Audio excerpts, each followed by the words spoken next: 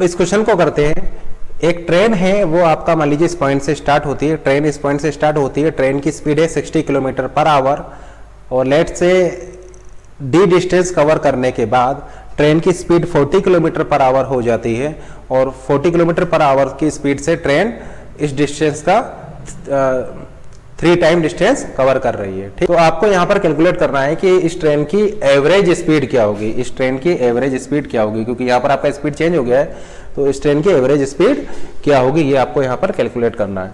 तो फिर से हम ऐसा बोल सकते हैं, average speed is equal to total distance divided by total time.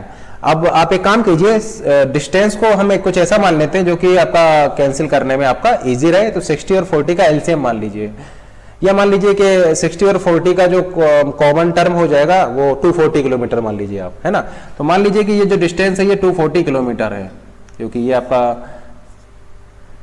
ये कैलकुलेशन यहाँ पर इजी हो जाएगा। अब देखिए इसका 3 टाइम चल रहा है, तो ये उसका हो जाएगा 240 इंटू 3। टोटल डिस्टेंस हो गया आपका 240 किलोमीटर प्लस 720 किलोमीटर, ये टोटल डिस्टेंस हो गया। और टोटल टाइम आपका हो जाएगा, देखिए 60 किलोमीटर पर आवर से जा रहा है, 240 किलोमीटर ट्रेवल करना है, तो टाइम हो जाएगा 240 डिवाइडेड बाई 60 यानी 4 आवर का टाइम लगेगा। और यहाँ पर आपका टाइम लगेगा 720 डिवाइडेड बाई 40, तो यहाँ पर टाइम लगेगा आपका 18 का। तो टोटल डिस्टेंस आपका हो जाएगा 0, 6, 9 और ये 18 प्लस 4 22, 2 से 480 डिवाइडेड बाई 11, तो एवरेज स्पीड हो जाएगा 480 divided by 11 kilometre per hour. अब इस क्वेश्चन को देखते हैं। मान लीजिए ट्रेन आपका इस स्टेशन ए से स्टार्ट होती है और 50 किलोमीटर पर आवर से आपका मूव कर रही है। ट्रेन स्टेशन ए से स्टार्ट हुआ, 50 किलोमीटर पर आवर से आपका ये मूव कर रही है, ठीक है ना। और मान लीजिए कि ये डी डिस्टेंस है और डी डिस्टेंस के बाद ट्रेन की स्पीड 30 किलोमीटर पर आवर हो जाती है और ये 2D डिस्टेंस कवर करेगी, ठीक है ना। देखिए ट्रेन ए से स्टार्ट हुआ, डी डिस्टेंस कवर कर और इसकी स्पीड है 50 किलोमीटर पर आवर और डी डिस्टेंस इसने कवर किया। डी डिस्टेंस कवर करने के बाद ट्रेन की स्पीड हो गई 30 किलोमीटर पर आवर और ये 2D डिस्टेंस कवर करती है।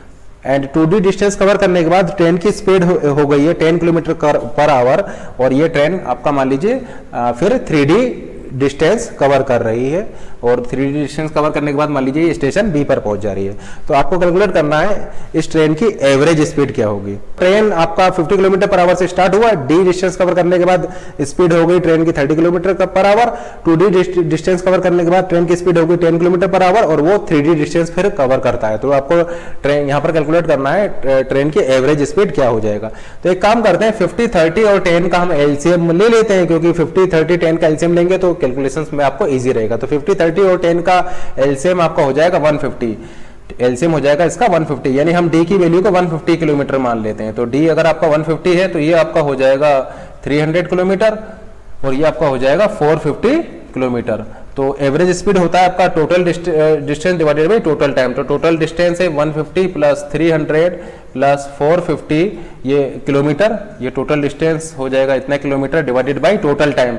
अब टाइम यहाँ पर कितना लगेगा, 150 किलोमीटर जाना है, 50 की स्पीड से वो जा रहा है 3 आवर, 3 आवर का टाइम यहाँ पर लगा, प्लस यहाँ पर 10 आवर का टाइम यहाँ पर लगेगा, प्लस आपका 45 आवर का टाइम आपका यहाँ पर लगेगा। तो टोटल इतने आवर्स का टाइम आपको यहाँ पर लगेगा। तो इसको आप सॉल्व कर सकते हैं, 900 divided by 58 kilometre per hour. तो ट्रेन की एवरेज स्पीड हो जाएगा 900 divided by 58 kilometre per hour.